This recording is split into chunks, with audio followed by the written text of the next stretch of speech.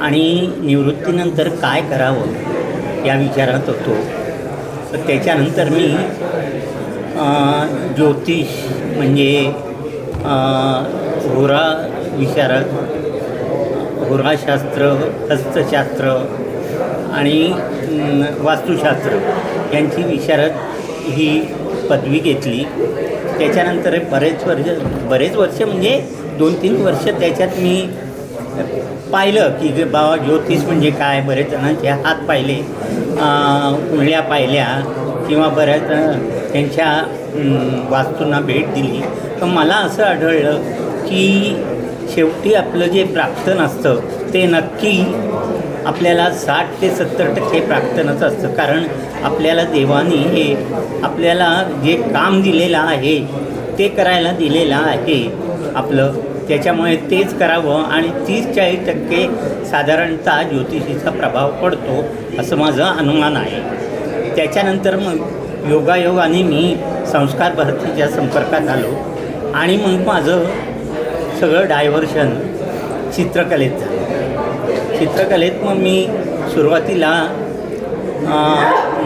Water colour करायचो आणि मग त्याच्यानंतर मी ॲक्रेलिक रंगाने हे करायला लागलो. आणि गंमत म्हणजे काय की जे मला तरुणपणात मिळालेलं नाही ते रंगांची उधळण मी म्हणजे रंग दाखवायला मी म्हातारपणी लागलो. तेव्हा काही मला मिळालं नाही, पण म्हणलं चला ठीक आहे, हेही ठीक आहे, हे करून पाहूया. म्हणून त्याच्यात मला आवड निर्माण झाली.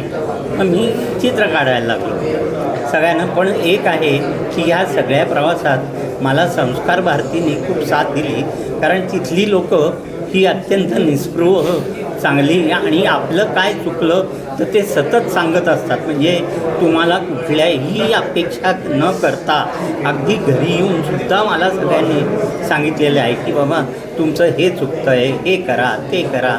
किंवा आम्ही जेव्हा जागेवर जाऊन चित्र काढायचो तेव्हाही त्यांनी मला सगळ्यांनी साथ दिलेली आहे. असं एका चौकटीत काम करावं लागतं. ज्या रेषा काढलेल्या असतात त्या रेषेमध्ये आपल्याला सावकाश काम करता येतं. तर मी त्यांना सुचवलं की ते आपल्याला तोडायचं आहे आणि आउट ऑफ द लाईन किंवा आउट ऑफ द बॉक्स ज्याला म्हणतात तसं काम करायचं की जे वॉटर कलरमध्ये काम होतं. मी त्यांना ते सुचवलेलं आहे की इथून पुढे तुम्ही वॉटर कलरमध्ये जास्तीत जास्त काम करा. वॉटर कलरमध्ये जी एक अनिश्चितता असते ती चित्रकलेमध्ये खूप गरजेची असते. बरोबर काढलेल्या पेन्सिलने काढलेल्या लाईनमध्ये रंगवणं हे सुरुवातीच्या काळात ठीक असतं, पण एकदा आपण त्याच्यात थोडंसं पुढे गेलो किंवा मुक्तपणे काम करणं गरजेचं असतं. तर ती मुक्तपणा जी असते, तो मुक्तपणाने काम करणं हे जे असतं ते जलरंगातनं मिळतं. जलरंगातले फ्लो किंवा काम करतानाच्या ज्या काय परिस्थिती असतात, ओला कागद, ओलसर कागद, रंगांच्या वेगवेगळ्या कन्सिस्टन्सी, घनता, आणि त्यांनी कागदावर काय होणार आहे हे माहिती नसतं. तर आपल्याला जे हवं आहे, आपल्या मनात जे आहे ते अशा माहिती नसलेल्या अवस्थेमध्ये तयार करणं, ह्याच्यामध्ये खूप एक वेगळी गंमत असते. आणि त्याच्यावर जेव्हा हळूहळू तुमचं प्रभुत्व यायला लागतं तेव्हा तुम्ही त्या कलेमध्ये मास्टर होता.